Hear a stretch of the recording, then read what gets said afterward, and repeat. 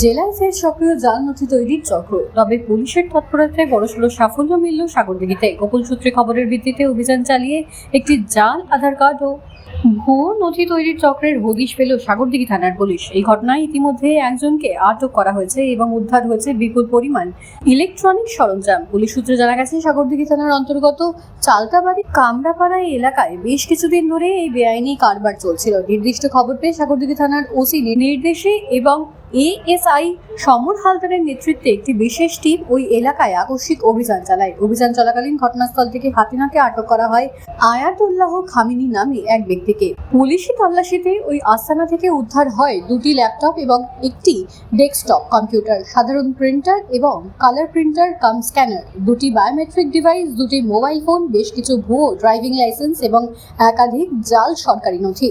প্রাথমিক তদন্তে পুলিশের অনুমান, এই কেন্দ্রটি থেকে দীর্ঘদিন ধরে ভুয়ো আধার কার্ড এবং অন্যান্য জাল নথিপত্র তৈরি করে সাধারণ মানুষকে প্রতারণা করা হতো।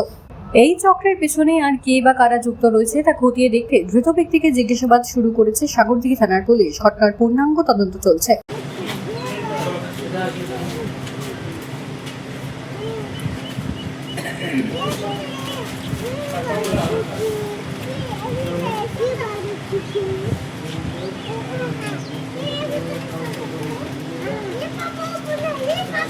আপনার হাতে রাখবেন, হাতে চাপাতে রাখবেন, তোলার মতো নিচে রেখে দেবেন।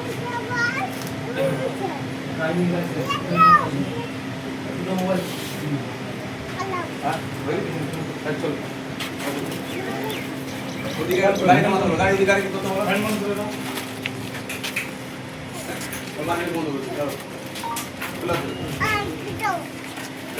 করতে বাড়িতে আছে কোনো লোক